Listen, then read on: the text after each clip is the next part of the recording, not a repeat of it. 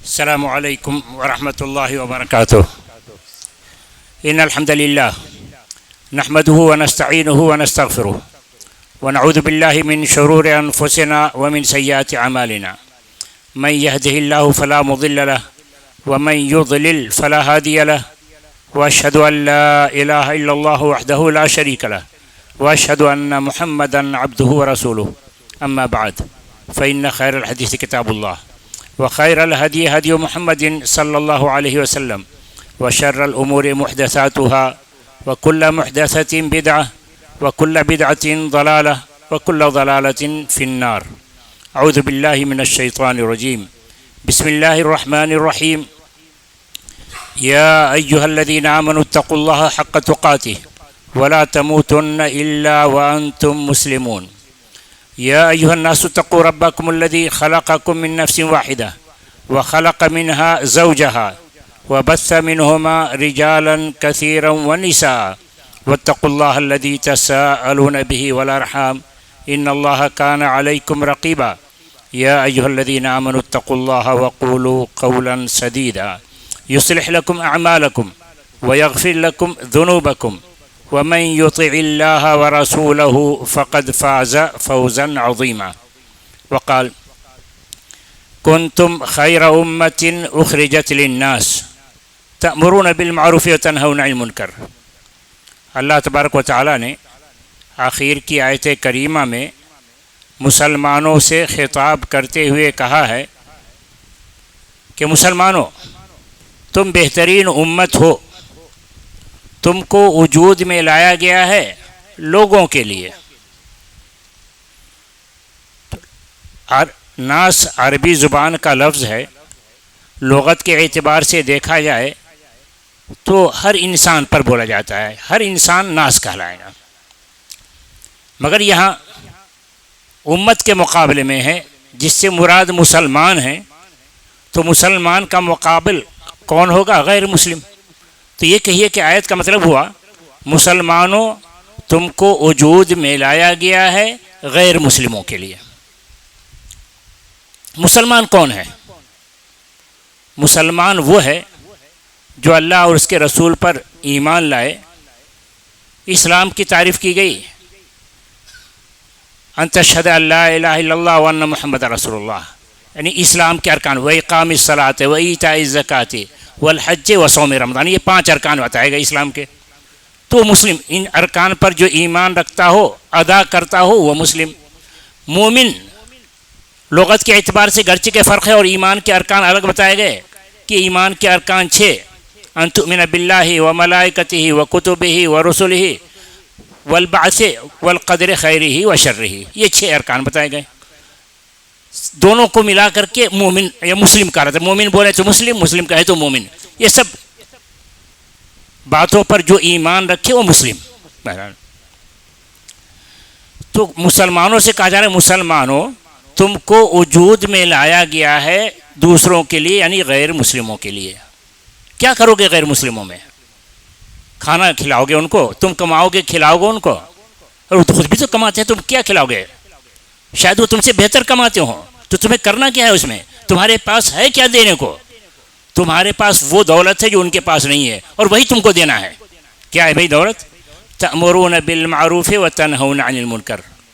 تم امر بالمعروف اور نہی عن المنکر کرو گے. ہر اچھی بات اور ہر اچھے کام کو معروف کہا جاتا ہے، اور ہر بری بات اور ہر برے کام کو منکر کہا جاتا ہے. تو تم اچھی باتوں کا حکم دو گے اور بری باتوں سے روکو گے. اچھی باتیں بہت ساری ہیں، تو اچھی باتوں میں سب سے اچھی بات کیا ہے؟ ہم اور آپ اگر متعین کرنے بیٹھیں تو اختلاف کر جائیں گے. جس کو جو پسند آئے وہ کہے گا کہ یہ ہمارے نزدیک اچھا ہے، یہ کہیں گے یہ اچھا کام ہمارے پاس ہے. اللہ تعالیٰ نے اختلاف کو ختم کرتے ہوئے خود ہی متعین کر دیا. کہا: وَمَنْ أَحْسَنُ قَوْلًا مِّمَّنْ دَعَا إِلَى اللَّهِ. اس سے اچھا کون ہو سکتا ہے؟ اس سے اچھی بات کس کی ہو سکتی ہے؟ جو اللہ کی طرف بلائے. تو سب سے اچھی بات اور سب سے اچھا کام اللہ کی طرف بلانا ہے. سب سے بری بات کیا ہے؟ سب سے برا کام کیا ہے؟ اس کو بھی اللہ نے متعین کر دیا. کہا: ان الشرک لظلم عظیم، شرک بہت بڑا ظلم ہے۔ کتنا بڑا ظلم؟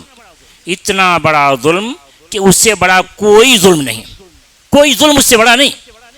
کیا دلیل کہ شرک ہی سب سے بڑا ظلم؟ کہا اللہ تعالیٰ نے ان اللہ لا یغفر ان یشرک بہ ویغفر ما دون ذلک لمن یشاء، اللہ تعالیٰ نہیں بخشے گا اس بات کو کہ اللہ کے ساتھ کسی کو شریک کیا جائے۔ وَيَغْفِرُ مَا دُونَ ذَلِكَ لِمَن يَشَاءُ، شرک کے علاوہ جتنا بڑا بھی جرم ہو اللہ تعالیٰ جسے چاہے گا معاف کر دے گا، مگر شرک ایسا جرم ہے کہ اس کے بارے میں دو ٹوک فیصلہ، اس پر نظر ثانی نہیں۔ یہ ایسا کیس ہے کہ اس کے بارے میں نظر ثانی نہیں، اس کی بخشش نہیں، کسی کی سفارش بھی نہیں سنی جائے گی۔ تو سب سے اچھا کام اللہ کی طرف بلانا۔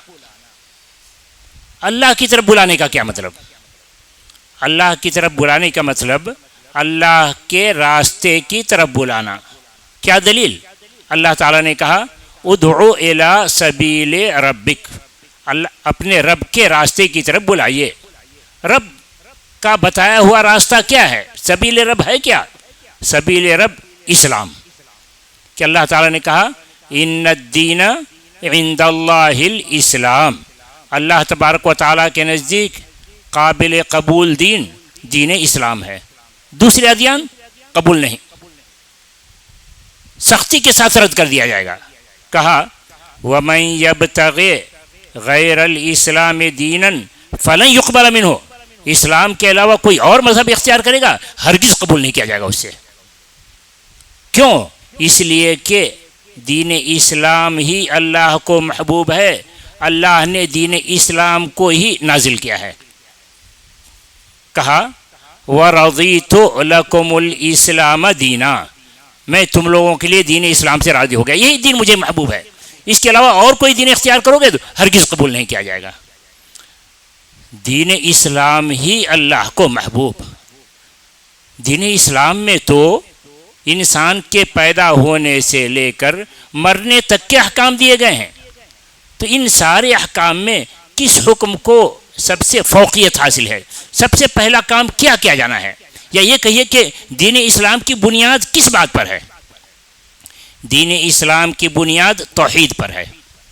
دین اسلام کی بنیاد توحید پر ہے۔ توحید کیا ہے؟ توحید یہ ہے کہ اللہ تعالیٰ پر ایمان رکھا جائے کہ اللہ ہی سب کا خالق و مالک ہے، وہی ساری دنیا کو چلانے والا ہے، اور عبادت اسی کی کرنی ہے۔ اللہ نے ہم کو پیدا کیا ہے تاکہ ہم اسی کی عبادت کریں، اس کے ساتھ اور کسی کو شریک نہ ٹھہرائیں، اسی کو توحید کہا جاتا ہے۔ اسی کام کے لیے کہ اللہ کے بندوں کو اللہ کا پیغام پہنچایا جائے، توحید پہنچائی جائے، اللہ تعالیٰ نے سارے رسولوں کو بھیجا۔ کہا اللہ تعالیٰ نے وَلَقَدْ بَعَثْنَا فِي كُلِّ أُمَّةٍ رَسُولًا أَنِ اعْبُدُوا اللَّهَ وَاجْتَنِبُوا الطَّاغُوتَ، میں نے ہر قوم میں رسولوں کو بھیجا۔ ان کا کام کیا ہوتا تھا؟ ان کا کام یہ ہوتا تھا کہ لوگوں سے وہ بتائیں اعبدوا اللہ واجتنبوا الطاغوت، اللہ کی ہی عبادت کرو اور غیر اللہ کی عبادت چھوڑو، دوسروں کی عبادت چھوڑو۔ اللہ کی ہی عبادت کیوں؟ اس لیے کہ وہی خالق ہے۔ اللہ خالق کل شیء فاعبدوہ، اللہ ہی سب چیز کا خالق ہے، اس لیے عبادت اسی کی کرو۔ دوسروں کی عبادت کیوں نہیں؟ اس لیے کہ دوسرے مخلوق ہیں، مجبور ہیں، اس لیے کہ اللہ کے علاوہ جتنے ہیں سب مخلوق ہیں، مجبور ہیں، اللہ بے نیاز ہے، تو اس لیے پکارو اللہ کو، عبادت کرو اللہ کی۔ یا ایہا الناس انتم الفقراء الی اللہ واللہ هو الغنی الحمید، اے انسانوں تم سب اللہ کے محتاج ہو، جتنی مخلوق ہیں سب اللہ کے محتاج ہو، واللہ هو الغنی الحمید، اللہ ہی بے نیاز ہے، وہی تعریف کے قابل ہے، ساری تعریف اسی کے لیے ہے کہ وہی ساری دنیا کو چلا رہا ہے۔ تو اللہ کی ہی عبادت کرو، مخلوق کی عبادت چھوڑو۔ کیوں؟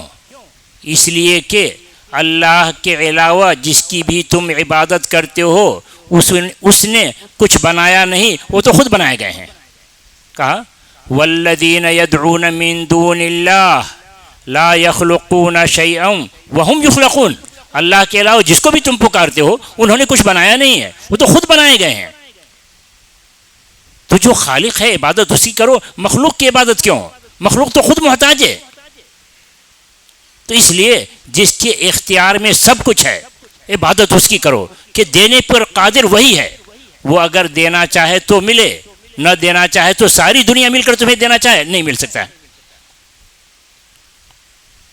تو اسی کا نام ہے توحید، کہ اللہ ہمارا خالق ہے، عبادت اسی کی جائے، اس کے ساتھ کسی کو شریک نہ ٹھہرایا جائے. یہ ایسی دعوت ہے کہ کہا کہ سارے نبیوں کو اسی کے لیے بھیجا، رسولوں کو اسی کے لیے بھیجا. محمد الرسول اللہ صلی اللہ علیہ وسلم کے حوالے بھی یہی کام ہوا. کیا کہا اللہ تعالیٰ نے؟ کہا قل انما امرت ان اعبد اللہ ولا اشرک بہ الیہ ادعو. آپ کہہ دیجئے مجھ کو تو اسی بات کا حکم دیا گیا ہے کہ میں اللہ کی ہی عبادت کروں اور اللہ کے ساتھ کسی کو شریک نہ ٹھہراؤں. میں خود توحید پر قائم ہو جاؤں تو بس ہے نہیں، پھر کیا کرنا ہے؟ الیہ ادعو، اسی کی طرف لوگوں کو بلاؤں بھی، اسی کی طرف لوگوں کو بلاؤں بھی. تو ٹھیک ہے یہ کام رسولوں کا تھا، کیا اس امت کا بھی یہی کام ہے؟ ہاں جی ہاں، اس امت کا بھی یہی کام ہے. کیا دلیل؟ کہا اللہ تعالیٰ نے قل هذه سبیلی ادعو الی اللہ علی بصیرۃ انا ومن اتبعنی. آپ کہہ دیجئے یہی میرا طریقہ ہے کہ میں اللہ کی طرف بلاؤں، یہ کام میں کروں انا، اور ہر وہ شخص کرے جو میرا متبع ہے، جو میرا پیروکار ہے، جو میرا فالوور ہے. رسول کا فالوور کون؟ رسول کا متبع کون؟ سارے مسلمان. تو یہ کام میرا ہے اور سارے مسلمانوں کا ہے. سارے مسلمان یا صرف علماء؟ نہیں، صرف علماء نہیں، سارے مسلمان، خواہ علماء ہوں یا عوام، مرد ہوں یا خواتین، سب کا یہ کام. کیسے بھائی سب کا کام؟ قرآن میں تو یہی کہا گیا ہے، کنتم خیر امت کہا گیا ہے، مسلمانوں تم بہترین امت ہو. کیا امت سے مراد علماء ہیں؟ کیا امت سے مراد مرد ہیں؟ یا کہ ساری امت ہیں؟ تو ساری امت میں تو سب مسلمان داخل ہے، خواہ علماء ہو یا عوام، مرد ہوں یا خواتین، سب کو یہ کام کرنا ہے. سب کیسے کام کریں گے؟ سب اپنے اپنے حدود میں، اپنی اپنی طاقت کے اعتبار سے، جس کو جتنی صلاحیت اللہ نے دی ہے، اللہ نے جس کو جتنا علم دیا ہے اس کے اعتبار سے وہ کام کریں گے. بعض لوگ کہتے ہیں کہ بھئی دعوت کے لیے علم ہونا ضروری ہے، تو عوام کیسے دعوت دے گی؟ بات تو بڑی اچھی ہے کہ دعوت کے لیے علم ہونا ضروری ہے، مگر یہ کہنا کہ عوام کیسے دے گی؟ یہ عوام سے علم کا انکار کیوں؟ عوام سے علم کا انکار کیوں؟ کیا مسلم عوام یہ نہیں جانتی کہ اللہ ہم سب کا خالق ہے؟ مسلم عوام، علماء نہیں عوام، کیا یہ نہیں جانتی کہ اللہ ہم سب کا خالق ہے؟ کیا مسلم عوام نے یہ نہیں جانتی کہ ہم سب کو اللہ کی ہی عبادت کرنی ہے؟ اللہ نے ہم سب کو اپنی عبادت کے لیے پیدا کیا ہے. ایمان کے ارکان مسلم عوام کو معلوم نہیں، اسلام کے ارکان مسلم عوام کو معلوم نہیں. جب معلوم ہے تو یہ اس کی دعوت دے. رسول اکرم صلی اللہ علیہ وسلم تو یہاں تک فرما رہے ہیں بلغوا عنی ولو آیہ، ایک ہی آیت تم کو معلوم ہے، بتاؤ دوسروں کو. تو یہ قید کہاں سے کہ صرف علماء کریں عوام نہیں؟ یہ قید کہاں سے؟ اللہ تعالیٰ تو کہتا ہے کہ سب کو یہ کام کرنا ہے. کنتم خیر امت میں امت ہر فرد کو شامل، ہر مسلمان کو شامل ہے. دوسری جگہ کہا وَكَذَلِكَ جَعَلْنَاكُمْ أُمَّةً وَسَطًا لِتَكُونُوا شُهَدَاءَ عَلَى النَّاسِ. یہاں بھی سب سے خطاب رہا ہے، مسلمانوں ہم نے تم کو بہترین امت بنایا ہے، تم کو لوگوں پر شہادت دینی ہے، گواہی دینی ہے. کیا گواہی دینی ہے؟ کہ ہم نے اسلام کا پیغام، توحید کا پیغام تم کو پہنچا دیا، ہم نے تم کو یاد دلا دیا. کیا یاد دلا دیا؟ کہ بھائی ہم تم یہاں آنے سے پہلے اکٹھا کیے گئے تھے. اللہ تعالیٰ نے یہاں آنے سے پہلے آدم علیہ السلام کی پیٹھ سے ہم کو بھی نکالا، تم کو بھی نکالا. ہم سب آدم کی اولاد، پیٹھ سے نکال کر کے کیا کہا؟ اللہ تعالیٰ نے اقرار لیا تھا. کیا اقرار لیا تھا؟ الستو بربکم.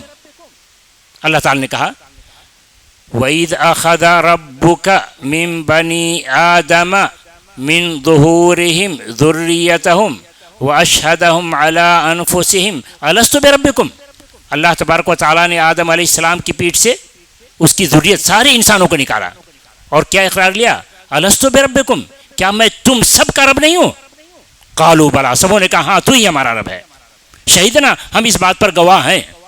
اور یہ اقرار کہ تو ہی ہمارا رب ہے اس بات کو شامل ہے کہ تو ہی ہمارا رب ہے تو ہم عبادت تیری ہی کریں گے، تیرے ساتھ کسی کو شریک نہیں ٹھہرائیں گے.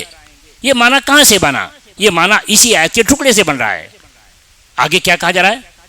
کہا جا رہا ہے کہ دیکھو جو اقرار کر رہے ہو، جو گواہی دے رہے ہو، اس کو اچھی طرح یاد کر لو. ہم تم کو دنیا میں بھیجیں گے، پھر قیامت قائم کریں گے. دنیا میں جا کر بھولنا نہیں. ان تقولوا یوم القیامت انا کنا عن ھذا غافلین. قیامت میں جب ہم تم کو اٹھائیں گے تو نہیں کہنا کہ ہم کو تو پتہ ہی نہیں تھا اللہ تو نے کس لیے پیدا کیا. او تقولوا انما اشرک آباؤنا من قبل، یہ نہ کہنا کہ ہمارے باپ دادا نے شرک کیا تو ہم بھی شرک کر لیے. تم یہاں اقرار کر رہے ہو توحید کا، تو بھولنا نہیں. تم یہاں اقرار کر رہے ہو توحید کا، بھولنا نہیں. یہ نہیں کہنا کہ ہمارے باپ دادا شرک کر رہے تو میں بھی کر لیا. نہیں، اللہ تعالیٰ چاہتا تو اسی اقرار کی خلاف ورزی کرنے پر سزا دے سکتا تھا، مگر وہ رحیم و کریم ہے. اس کی رحمت کا تقاضا ہوا کہ اپنے بندے کو اسی اقرار کی خلاف ورزی کرنے پر سزا نہ دے. اس کی رحمت کا تقاضا ہوا، اس کی حکمت کا تقاضا ہوا. چنانچہ انسان کو اس اقرار کو یاد دلانے کے لیے اللہ تعالیٰ نے رسولوں کو بھیجا، اسی اقرار کو یاد دلانے کے لیے. کیا دلیل؟ کہا اللہ تعالیٰ نے رسولا مبشرین ومنذرین لئلا یکون للناس علی اللہ حجۃ بعد الرسل. رسولوں کو بھیجا، بشارت سنانے والا، خوشخبری سنانے والا. کس کو؟ کس بات کی خوشخبری؟ کس کو؟ کس بات کی خوشخبری؟ مومن کو. کس بات کی؟ جنت کی.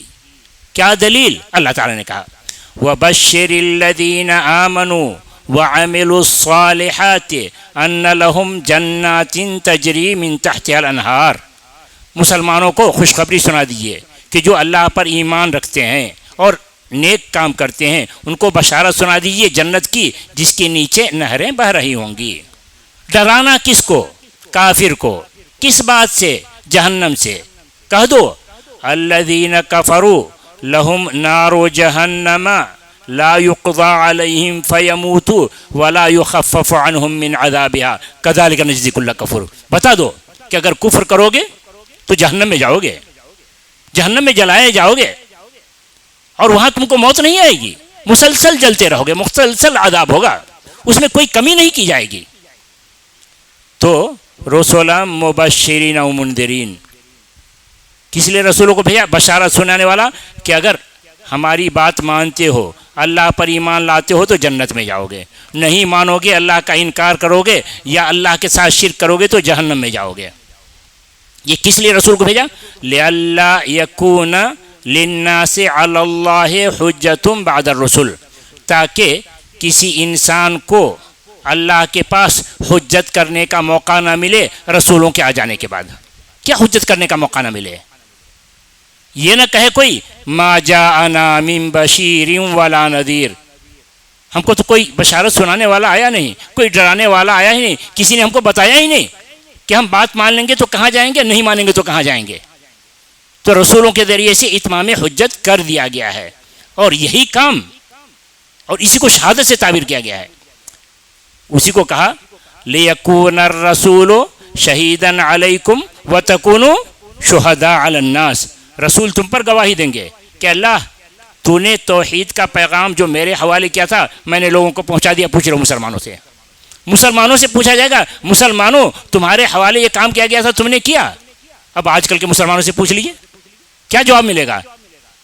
سب کہیں گے یہ جو جواب ان کا تھا یعنی انا کننا عن ھذا غافلین، یہ آج کل کے مسلمان جواب دیں گے کہ ہم کو تو پتہ ہی نہیں تھا، ہم تو یہ سمجھ رہے تھے کہ ہم توحید پر قائم ہو جائیں تو بس ہے، ہم نماز پڑھ لیں تو بس ہے، روزہ رکھ لیں تو بس ہے، اور زیادہ سے زیادہ ہماری فکر تو یہ تھی کہ ہم مسلم بھائیوں کو بچا لیں، مسلم بھائیوں کی اصلاح کر لیں کہ ہمارے مسلم بھائی کس معصیت میں مبتلا نہیں ہے۔ عقیدے کی خرابی دیکھو تو مسلم بھائی کے اندر، مزار کا چکر یہ لگا رہے ہیں، غیر اللہ سے یہ مانگ رہے ہیں۔ اخلاقی خرابی دیکھو تو ہمارے مسلم بھائی کے اندر کیا اخلاقی خرابی ہے جو ہمارے مسلم بھائی میں نہیں؟ قتل، ناحق قتل ان سے، زنا ان سے، ہر قسم کی بدتمیزی ان سے۔ تو ہم اپنے مسلم بھائی کی اصلاح کریں یا غیروں کو دیکھنے جائیں؟ یہ ہے، جبکہ شہادت علی الناس کا تقاضا ہے کہ غیر مسلموں کو ہم اسلام پہنچائیں، مگر ہم نے اسلام کو محدود کر دیا اپنی ذات تک، مسلم بھائیوں تک۔ ہم کیا جواب دیں گے؟ ہمارے مقصد وجود تو بتایا گیا ہے، کنتم خیر امۃ اخرجت للناس، مسلمانوں تم کو وجود میں لایا گیا ہے غیر مسلموں کے لیے، ہم کیا جواب دیں گے؟ اللہ اکبر، کبھی سوچا نہیں ہم لوگوں نے کہ ہمارا وجود کس لیے ہے، مسلمانوں تک محدود کر دیا۔ اس میں ہم لوگوں کا بھی قصور ہے، عوام کا ہی نہیں قصور، یہ ہم لوگوں کا بھی قصور ہے۔ کیا قصور ہے بھائی ہم لوگوں کا؟ ہم لوگوں کا قصور ہے کہ ہم نے اپنے مسلم بھائیوں کو بتایا ہی نہیں کہ غیر مسلم بھی ہمارے بھائی ہیں، ہم نے مسلم عوام کو بتایا ہی نہیں کہ غیر مسلم بھی ہمارے بھائی ہیں۔ ہم تو ہمیشہ تقریریں ایسے کرتے جیسے کہ مسلم قوم ہماری، غیر مسلم قوم کوئی اور قوم، کہیں اور دنیا کی مخلوق ہے وہ۔ ارے اللہ اکبر، مسلم قوم ہماری اور غیر مسلم کوئی اور قوم، اللہ اکبر۔ رسول اکرم صلی اللہ علیہ وسلم غیر مسلم کو اپنی قوم کے لوگ کہہ رہے ہیں، کہاں کہہ رہے ہیں؟ قرآن تو پڑھیے، کہا اللہ تعالیٰ نے وقال الرسول یا رب ان قوم اتخذوا هذا القرآن مہجورا۔ رسول کہیں گے قیامت میں، رسول کہیں گے اے میرے رب، میری قوم کے لوگوں نے قرآن کو چھوڑ دیا۔ یہ آیت تو آپ بار بار سنتے ہوں گے، مگر تفسیر کیا ہوتی ہے؟ تفسیر یہ ہم یہ کرتے ہیں رسول اکرم صلی اللہ علیہ وسلم مسلمانوں کے خلاف دعویٰ کریں گے کہ مسلمانوں نے قرآن کو چھوڑ دیا، تو مسلمانوں قرآن کی تلاوت کرو، قرآن پر عمل کرو۔ غیر مسلم وہ تو ہماری قوم نہیں ہے، وہ تو ہماری قوم نہیں ہے، کہاں سے؟ ارے بھائی، قرآن کی آیت مسلمانوں کے لیے ہے، یہ تو غیر مسلموں کے لیے، اللہ کے بندے یہ آیت غیر مسلموں کے لیے ہے۔ کیا دلیل بھائی؟ یہ کیسی بات کریں غیر مسلموں کے لیے؟ دلیل اسی آیت میں موجود ہے۔ کیا بھائی ایسے موجود ہے؟ سنیے تو، کہا اللہ تعالیٰ نے وقال الرسول یا رب ان قوم اتخذوا هذا القرآن مہجورا، اور رسول کہیں گے اے میرے رب، میری قوم کے لوگوں نے اس قرآن کو چھوڑ دیا۔ دلیل کہاں؟ دلیل آگے وَكَذَلِكَ جَعَلْنَا لِكُلِّ نَبِيٍّ عَدُوًّا مِّنَ الْمُجْرِمِينَ، اور اسی طریقے سے ہم نے ہر نبی کا دشمن بنایا جو مجرم ہوا کرتا ہے۔ نبی کا دشمن مسلم ہوگا؟ نبی کا دشمن مسلم ہوگا یا کافر؟ تو کیسے ہم اس آیت کو مسلمانوں پر فٹ کر رہے ہیں؟ اللہ کو زیادتی نہیں ہو رہی ہے؟ تو ہم علماء سے زیادتی ہو رہی ہے، ہم نے تدبر نہیں کیا، قرآن پڑھا، قرآن کی ہر آیت کو مسلمانوں پر چسپاں کر دے گئے، غیر مسلم ہمارا مخاطب ہی نہیں رہا، ہم نے اس کو اپنی قوم کا سمجھا ہی نہیں۔ جبکہ خطبہ مسنونہ میں 3 آیتیں پڑھی جاتی ہیں، ان 3 آیتوں میں سے بیچ کی آیت پر ذرا غور کیجئے۔ کیا بھائی بیچ کی آیت ہے؟ 3 آیت، یا ایھا الذین آمنوا اتقوا اللہ حق تقاتہ، یا ایھا الناس اتقوا ربکم الذی خلقکم من نفس واحدہ، یا ایھا الذین آمنوا اتقوا اللہ وقولوا قولا سدیدا۔ بیچ کی آیت یا ایھا الناس اتقوا ربکم الذی خلقکم من نفس واحدہ، اس آیت پر تو غور کیجئے۔ یہ آیت کیا بتا رہی ہے ہم کو؟ مسلمانوں کو کیا درس دے رہی ہے؟ بلکہ سارے انسانوں کو کیا بتا رہی ہے؟ یا ایھا الناس، اے انسانوں، مسلمانوں سے خطاب نہیں ہے، اے انسانوں، اتقوا ربکم الذی خلقکم من نفس واحدہ، ڈرو اپنے اس رب سے جس نے تم سب کو ایک ذات سے بنایا۔ سارے انسانوں کو اللہ تعالیٰ نے کس سے بنایا؟ ایک ذات سے۔ وہ ذات کون ہے؟ آدم۔ سارے انسان بنو آدم، چنانچہ قرآن میں بار بار کہا کہ یا بنی آدم، یا بنی آدم، سارے انسانوں کے لیے خطاب ہے۔ تو ہر انسان آدم کی اولاد، مسلم ہو یا کافر، مسلم ہو یا غیر مسلم۔ تو آدم کا جو خون ایک مسلمان میں دوڑ رہا ہے، آدم کا وہی خون غیر مسلم میں بھی دوڑ رہا ہے. تو ایک مسلم کا غیر مسلم کے ساتھ خونی رشتہ ہے، تو کیسے ہم توڑ رہے ہیں اس خود رشتہ کو؟ ایک مسلم کا غیر مسلم کے ساتھ خونی رشتہ ہے، اور یہ خونی رشتہ اسلام اور کفر کی وجہ سے ختم نہیں ہوتا. یہ خونی رشتہ اسلام اور کفر کی وجہ سے ختم نہیں ہوتا. کیا دلیل بھائی ختم نہیں ہوتا؟ اللہ تعالی نے کہا وَإِن جَاهَدَاكَ عَلَىٰ أَن تُشْرِكَ بِي مَا لَيْسَ لَكَ بِهِ عِلْمٌ فَلَا تُطِعْهُمَا وَصَاحِبْهُمَا فِي الدُّنْيَا مَعْرُوفًا.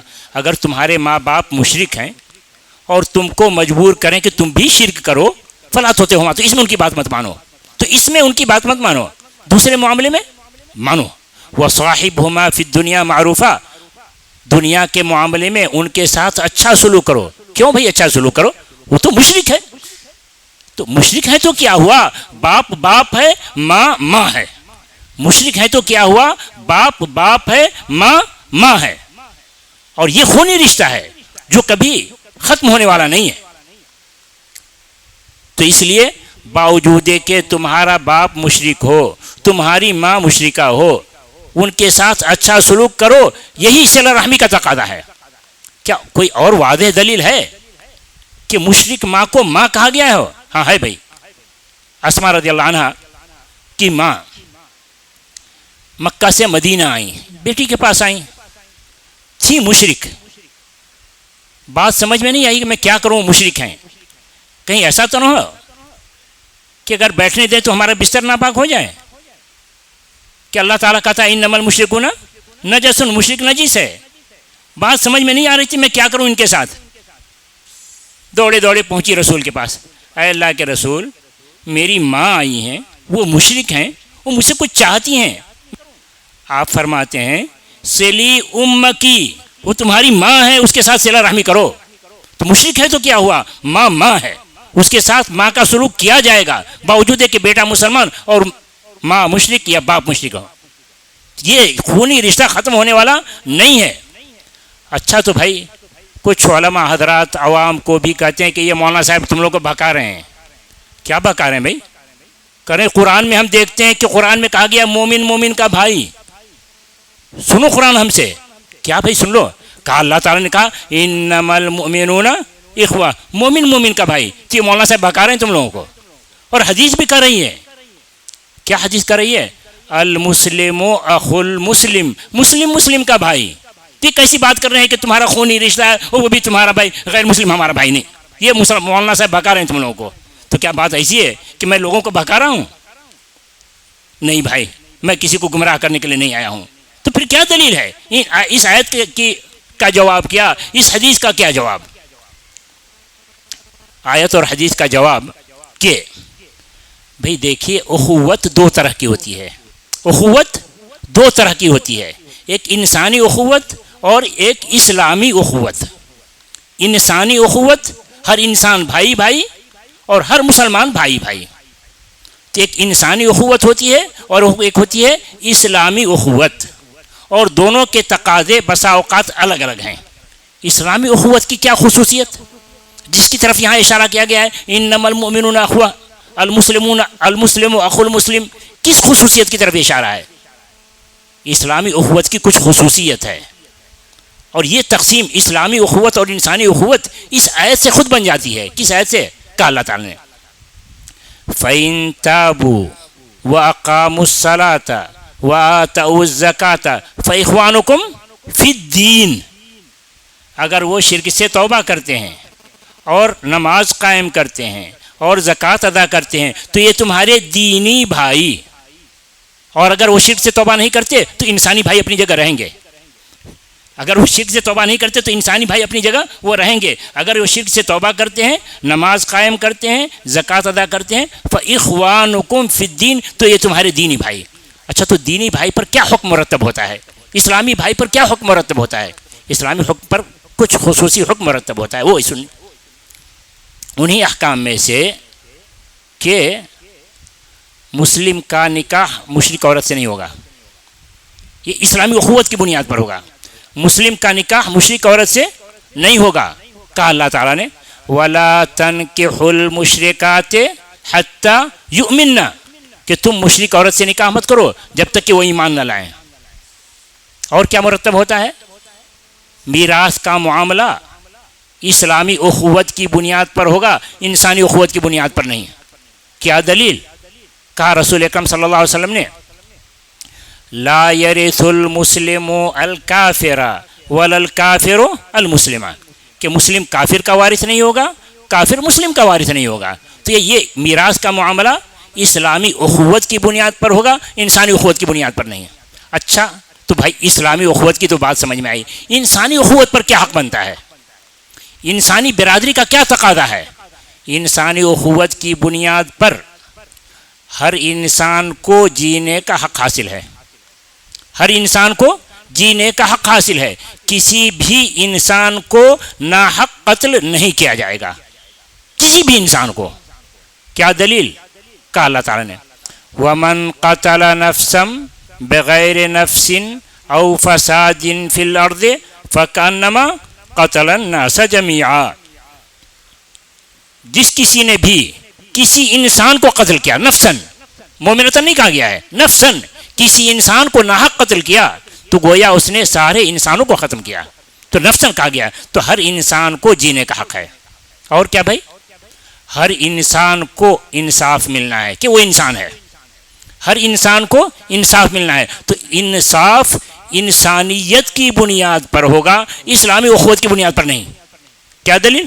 کہا اللہ تعالیٰ نے وَإِذَا حَكَمْتُمْ بَيْنَ النَّاسِ أَن تَحْكُمُوا بِالْعَدْلِ جب تم انسانوں کے درمیان فیصلہ کرو، جب تم انسانوں کے درمیان فیصلہ کرو. یہ انسان مسلم مسلم بھی ہو سکتا ہے، کافر کافر بھی ہو سکتا ہے، مسلم کافر بھی ہو سکتا ہے. تو تمہارے پاس اگر مسلم اور کافر آئے کوئی معاملہ لے کر کے اور اس میں حق کافر کے ساتھ ہے تو تم پر لازم ہے کہ کافر کے حق میں فیصلہ کرو. یہ نہیں کہ مسلم بھائی ہے تو اس کو بچا لو، نہیں نہیں نہیں، مسلم بھائی ہے تو اس کو بچا لو نہیں. یہ انصاف کے خلاف ہے، انصاف کے خلاف نہیں، تمہارے ایمان کے خلاف ہے، تمہارے ایمان کے خلاف ہے. کیا دلیل؟ پڑھی آیت وَإِذَا حَكَمْتُمْ بَيْنَ النَّاسِ أَن تَحْكُمُوا بِالْعَدْلِ إِنَّ اللَّهَ نِعِمَّ يَعِظُكُمْ بِهِ کہ اللہ تعالیٰ بہترین تم کو نصیحت کرتا ہے کہ انصاف سب کو دو. کس کو دو؟ حتیٰ کہ وہ انسان جو تم سے دشمنی کرے اسلام کو لے کر، حتیٰ کہ وہ انسان جو تم سے دشمنی کرے اسلام کو لے کر. تم مسلمان کیوں ہو، اس کے باوجود ایسے دشمن کو انصاف دو. کیا دلیل؟ کہا اللہ تعالیٰ نے وَلَا يَجْرِمَنَّكُمْ شَنَآنُ قَوْمٍ أَن صَدُّوكُمْ عَنِ الْمَسْجِدِ الْحَرَامِ أَن تَعْتَدُوا کسی قوم کی دشمنی کس بات کو لے کر؟ ان صدوکم عن المسجد الحرام کہ انہوں نے تم کو مسجد حرام سے روک دیا، یعنی دین کو لے کر کے. تو کسی قوم کی دشمنی تم کو مجرم نہ بنائے کہ تم بھی زیادتی کر بیٹھو. نہیں، تم مسلمان ہو، تم حق و باطل کو جانتے ہو، تم جانتے ہو کہ اللہ نے تم کو ہر انسان کو انصاف دینے کا حکم دیا ہے حتیٰ کہ دشمن کیوں نہ ہو. اگر تم ایسا نہیں کرتے تو پھر اللہ سے ڈرنے والے نہیں ہو تم. کیا دلیل؟ کہا اللہ تعالیٰ نے وَلَا يَجْرِمَنَّكُمْ شَنَآنُ قَوْمٍ عَلَىٰ أَلَّا تَعْدِلُوا اعْدِلُوا هُوَ أَقْرَبُ لِلتَّقْوَىٰ کسی قوم کی دشمنی تم کو مجرم نہ بنائے کہ تم انصاف نہ کرو، یعنی دشمن کو بھی انصاف دو. کیوں بھائی؟ اعدلوا زور دیا جا رہا ہے کہ تم انصاف دو. وہ اقرب للتقویٰ یہی تقویٰ کا تقاضا ہے. تم اللہ سے ڈرنے والے بندے ہو، تم مومن بندے ہو تو اللہ سے ڈرتے ہو تو اللہ سے ڈر کر انصاف قائم کرو کہ اس نے تم کو دشمن کو بھی انصاف دینے کے لیے کہا ہے. تو خبردار مسلمانوں کی کا پاس نہیں کرنا. اس میں انسان ہے، انسان کو انصاف ملنا ہے. تو دیکھیے ہر انسان کو جینے کا حق ہے انسانیت کی بنیاد پر. ہر انسان کو انصاف ملنا ہے، یہ انسانیت کی بنیاد پر کام ہوگا. اچھا اور کیا ہوگا بھائی؟ اسی انصاف کا تقاضا ہے، اسی انصاف کا تقاضا ہے کہ دعوت میں ہم غیر مسلموں کو مسلمانوں پر مقدم رکھیں. اسی انصاف کا تقاضا ہے کہ ہم دعوت میں غیر مسلموں کو مسلمانوں پر مقدم رکھیں. کیسے بھی انصاف کا تقاضا؟ ذرا سوچئے تو رسول کو کیا حکم دیا جا رہا ہے؟ قل انما امرت ان اعبد اللہ ولا اشرک بہ الیہ ادعو. مجھ کو تو اسی بات کا حکم دیا گیا ہے کہ میں خود توحید پر قائم ہو جاؤں, اللہ کی عبادت کروں اور اس کے ساتھ کسی کو شریک نہ ٹھہراؤں, اسی کی طرف لوگوں کو بلاؤں. تو رسول کا پہلا کام غیر مسلموں کو اسلام کی دعوت. یہاں کچھ لوگ کہتے ہیں کیسی بات آپ کر رہے ہیں, غیر مسلموں کو اسلام کی دعوت پہلے؟ ارے قرآن کا حکم ہے پہلے اپنے خاندان کو دیکھو, اور ہمارا خاندان مسلمان. ارے کیا بھائی دلیل؟ ارے کیا قرآن نہیں پڑھتے آپ؟ قرآن پڑھیے. وَأَنذِرْ عَشِيرَتَكَ الْأَقْرَبِينَ, اپنے خاندان والوں کو ڈراؤ. تو کیسی بات کرتے ہیں غیر مسلموں کو پہلے؟ بھائی اس آیت کا شان نزول بھی آپ نے پڑھا. جب یہ آیت نازل ہوئی تو رسول اکرم صلی اللہ علیہ وسلم نے کیا کیا؟ کس کو دعوت دی؟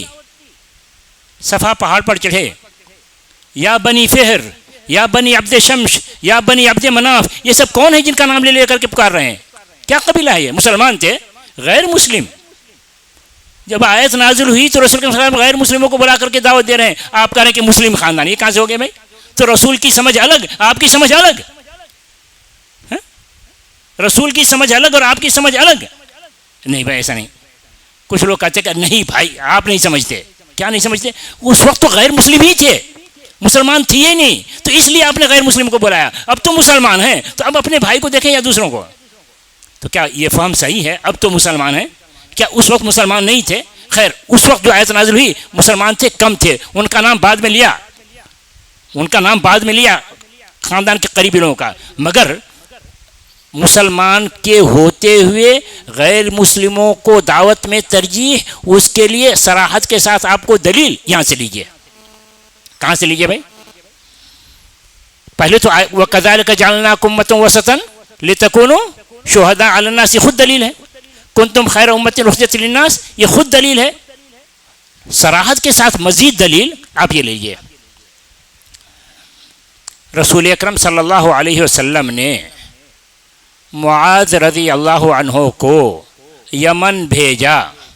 یمن بھیجا تو کیا کہا؟ اِنَّكَ تَأْتِي قَوْمًا أَهْلَ كِتَابٍ أو قَوْمًا مِّنْ أَهْلِ الْكِتَابِ, کہ آپ جا رہے ہیں یمن, وہاں پر اہل کتاب آباد ہیں. اہل کتاب آباد ہیں. اہل کتاب کس کو کہتے ہیں؟ اہل کتاب وہ جو اللہ پر ایمان رکھتا ہو, اللہ کے رسولوں پر ایمان رکھتا ہو, اللہ کی اتاری ہوئی کتاب پر ایمان رکھتا ہو, مگر اس کا ایمان محمد صلی اللہ علیہ وسلم پر نہیں, اس کا ایمان قرآن پر نہیں, تو اہل کتاب. تو آپ کہہ رہے ہیں معاذ رضی اللہ عنہ کو کہ آپ جا رہے ہیں یمن, وہاں اہل کتاب ہیں, تو کیا وہاں مسلمان نہیں تھے؟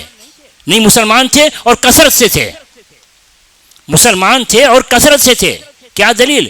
کہ وہاں دو الگ الگ علاقے میں قاصدین یہ رسول بھیجے جا رہے ہیں. معاذ رضی اللہ عنہ کو ایک جانب, ابو موسیٰ الاشعری کو ایک جانب. علی مخلافین کا لفظ وارد ہے, دو الگ الگ منطقے قریب قریب سٹے ہوئے تھے. تو وہاں مسلمانوں کی کثرت تھی.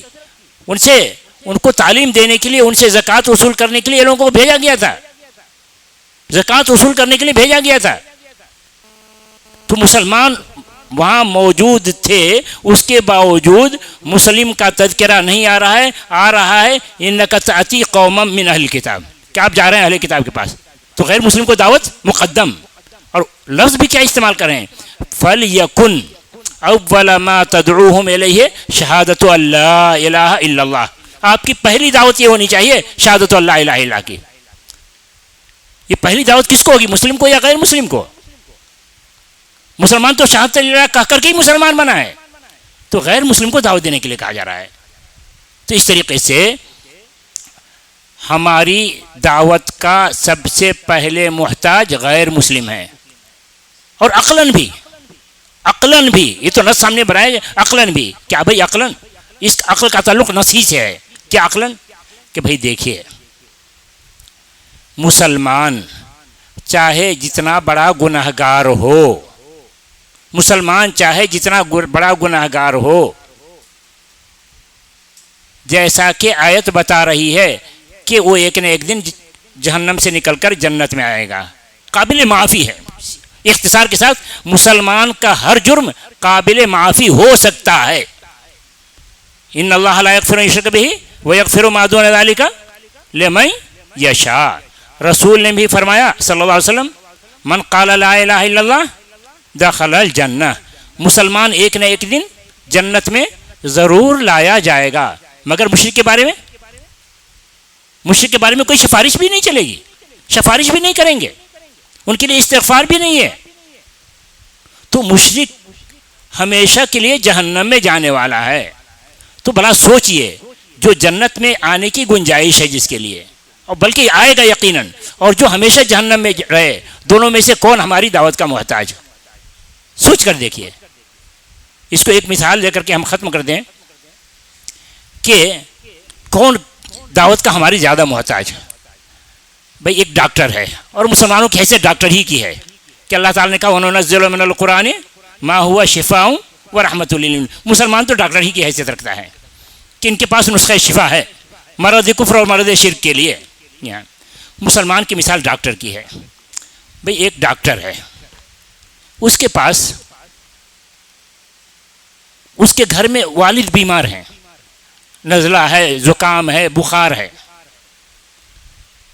ڈاکٹر اپنے باپ کی نبض پکڑ کے بیٹھا ہوا ہے کہ دیکھیں کتنا بخار ہے. اتنے میں ایک ایمرجنسی کیس آ گیا, خون بہہ رہا ہے. یہ ایمرجنسی کیس نہ تو اس بستی کا ہے, نہ اس کے خاندان کا ہے, باہر کہیں کا ہے, اس کو پتہ نہیں کون ہے, پتہ نہیں کہاں کا ہے, کیسا کیس ہے. اب ڈاکٹر کا فرض کیا بنتا ہے, ایمرجنسی کیس کو دیکھے یا اپنے باپ کو دیکھے؟ ظاہر سی بات ہے آپ انسانیت رکھتے ہیں, اور جب رکھتے ہیں انسانیت کی ہمدردی ہوگی تو کہیں گے نہیں ایمرجنسی کو اس کے دیکھنا ہے کہ وہ جان اس کی ہلاکت میں ہے. اگر فوری توجہ نہیں دی گئی تو جان چلی جائے گی اس کی. مشرک کا معاملہ ایسا ہی ہے کہ اگر آپ نے اس کو فوری توجہ نہیں دی تو ہمیشہ کے لیے جہنم میں جا رہا ہے. تو آپ ہمیشہ بھی جہنم میں سے جا رہا ہے, اس کو بچانے کی پہلے فکر کریں گے یا اس کو جس کو نزلہ بخار ہے اس کو ختم کرنے کی کوشش کریں گے؟ اللہ اکبر. تبھی تو اللہ تبارک و تعالیٰ نے رسول کی رحمت کو غیروں پر کیسی تھی بیان کیا. لعلک باخع نفسک علی آثارہم ان لم یؤمنوا بہذا الحدیث اسفا. اس طرح کی آیت کہیں مسلمانوں کے بارے میں ملے گی آپ کو؟ اس طرح سے تڑپ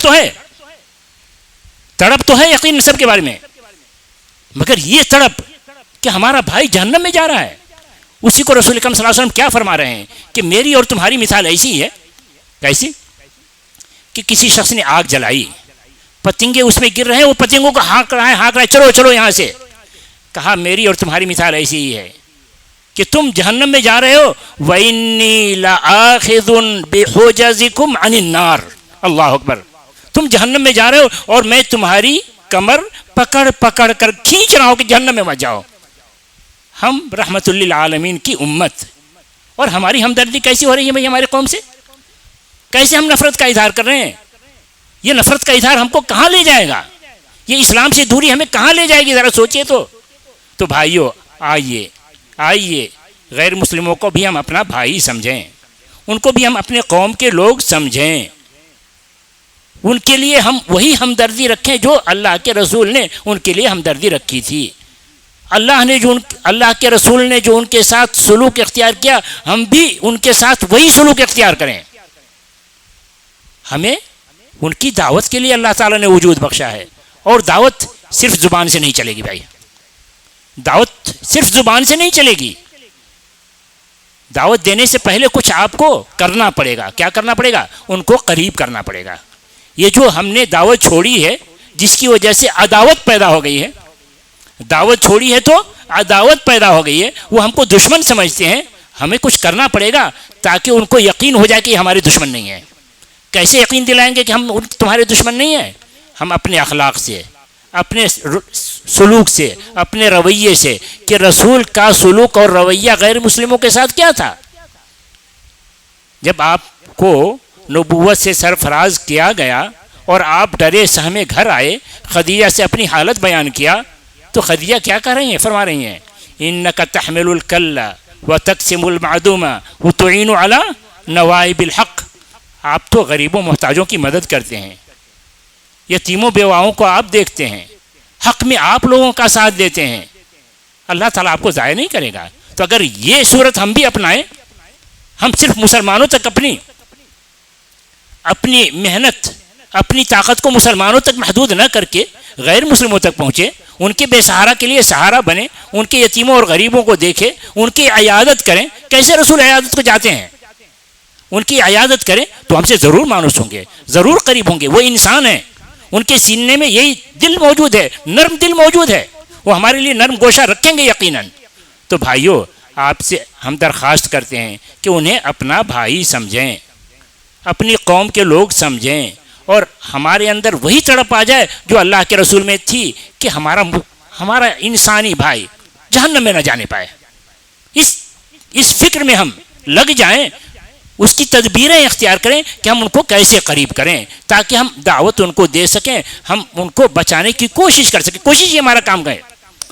رہا ہدایت تو اللہ کے ہاتھ میں. انک لا تہدی من احببت ولکن اللہ یہدی من یشاء. تو کریں گے ہم بھائی, سب کریں گے انشاءاللہ. شروع میں یہ کام بہت مشکل معلوم ہوگا کیونکہ بہت دنوں سے چھوٹا ہوا ہے. ملاقات ہوگی, کیسے زبان کھلے نہیں پتہ چلے, کیسے کھلے ہمت نہیں پڑے گی, کیسے شروع کریں. الحمدللہ آپ کے اسی شہر میں بہت سارے افراد ہیں جو اس کام میں لگے ہوئے ہیں, اللہ کے بندوں کو اللہ سے قریب کرنے کی کوشش میں لگے ہوئے ہیں. تو ہم آپ سے درخواست کریں گے کہ ان لوگوں سے رابطہ کیجئے, ان کا ٹیلی فون لیجئے, اپنا ٹیلی فون ان کو دیجئے, تاکہ جب مناسب وقت دیکھیں آپ کو بلائیں کہ آئیے چلیے اس کام میں آئیے, تجربہ حاصل کیجئے, ہمارے حوالے جو اللہ نے شہادت کا کام دیا ہے چلیے اس میدان میں نکلیے, شہادت ادا کیجئے, تو پھر ہماری بخشش ہوگی. تو اللہ تبارک تعالیٰ سے دعا ہے کہ اللہ تبارک تعالیٰ ہم تمام مسلمانوں کو شہادت ادا کرنے کی توفیق عطا فرمائیں. جس کام کے لیے ہمیں وجود بخشا ہے وہ کام کرنے کی توفیق عطا فرمائیں. ہم تمام مسلمانوں کو اسلام پر, ایمان پر استقامت عطا فرمائیں, اللہ کے دین کا داعی بنائیں. اللہ تعالی ہم تمام لوگوں کو ہر وہ کام کرنے کی توفیق عطا فرمائے جس سے اللہ راضی ہوتا ہو. خالصتاً للہ سب کام کرنے کی توفیق عطا فرمائے, اور ہمیں ہر وہ کام کرنے کی توفیق عطا فرمائے جس سے اللہ تعالی ہمیں جنت نصیب فرمائے. آمین. وآخر دعوانا الحمدللہ رب العالمین. السلام علیکم ورحمۃ اللہ وبرکاتہ.